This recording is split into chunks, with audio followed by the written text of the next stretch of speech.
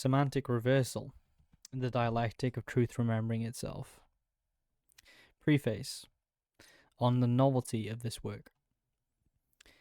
What follows is not a manual of persuasion or debate, it is a meditation on how truth restores itself through language.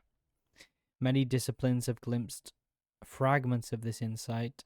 Socrates exposed contradiction through elenchus, logicians formalized it as reductio ad absurdum, and Lao Tzu called it the movement of the Tao. Hegel mechanized it as dialectic, cybernetics renamed it feedback, yet none treated this reflex as an ethical law of discourse itself. Semantic reversal unifies these scattered intuitions. It shows that whenever meaning tilts toward advantage, the structure of language itself tends to rebalance through reflection. This is not mere technique but ontology of dialogue. Truth, once spoken imperfectly, begins its own correction. What rhetoric calls winning, philosophy calls remembering. Abstract. Language is both mirror and maker of thought.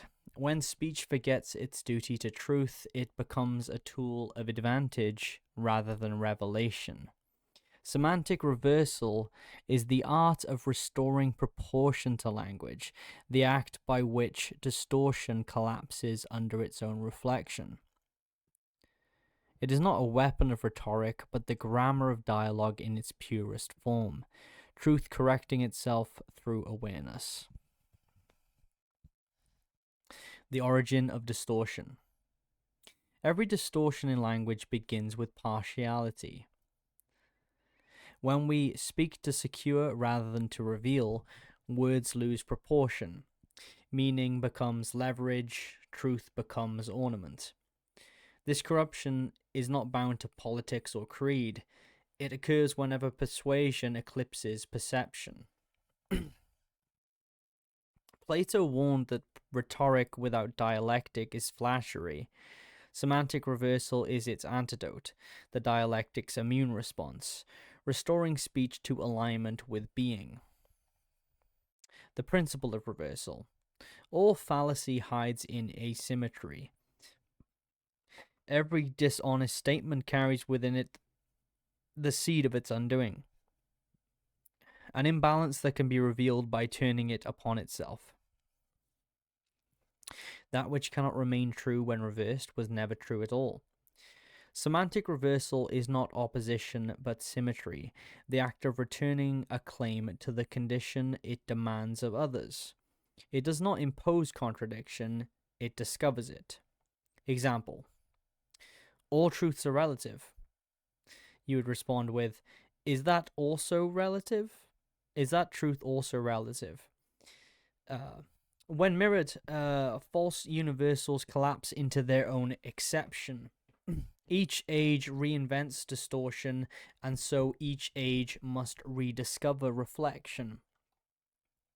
The lineage of reversal echoes through the philosophers. Socrates and Plato, the midwifery of thought. The elenchus exposed contradictions by mirroring language back upon itself. For Socrates, reversal birthed clarity. Plato called it turning the soul around. Heraclitus, logos as tension, the way up and the way down are one and the same. To Heraclitus, truth lives in polarity. Reversal is its heartbeat. Lao Tzu, the way that turns back. The movement of the Tao is reversal. Harmony is maintained not by resistance, but by returning. Nagarjuna, the middle way. Affirmation and negation both collapse under reflection. Reversal reveals emptiness as relation. The Stoics, the inner logos. Through mental reversal, adversity became proportion. Marcus Aurelius turned loss into measure. Zen, the koan. Language forced into paradox awakens awareness beyond duality. Reversal becomes enlightenment. Hegel, dialectical resolution. History advances by contradiction, yet where Hegel sought synthesis, semantic reversal seeks balance. Modern echoes. Wittgenstein, Korzybski,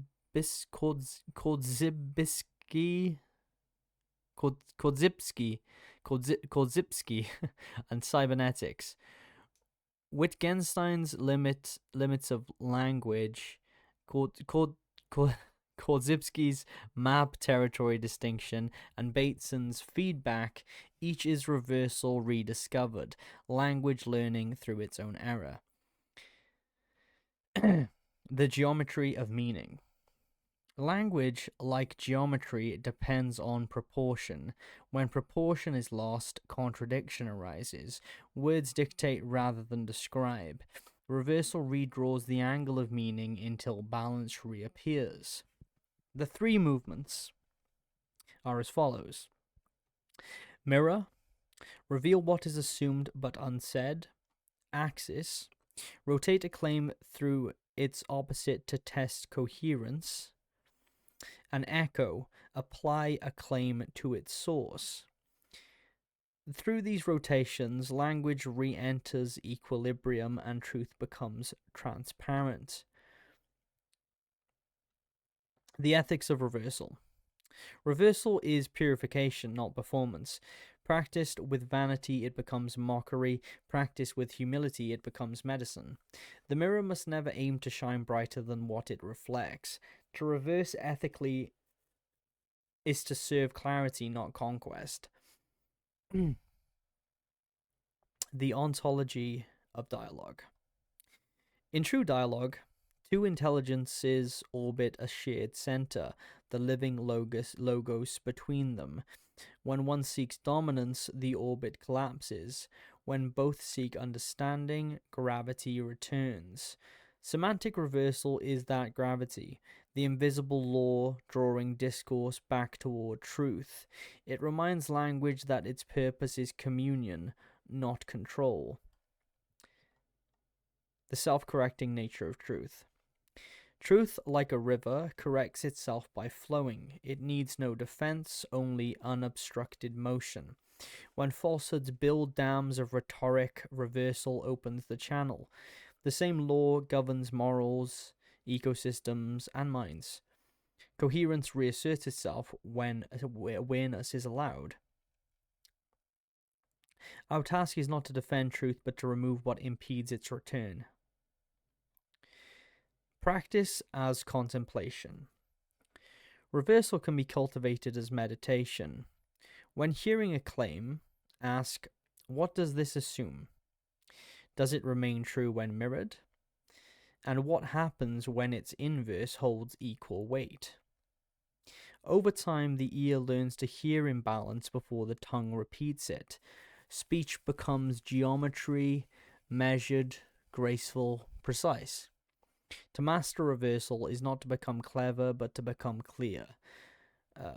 Closing reflection. Every distortion seeks the quiet of its own correction. The mirror is not the enemy of speech, but its conscience. When language forgets truth, reversal reminds or remembers. Truth needs no defenders, only listeners. When words once again describe instead of perform, the dialogue between mind and world resumes, and logos becomes whole.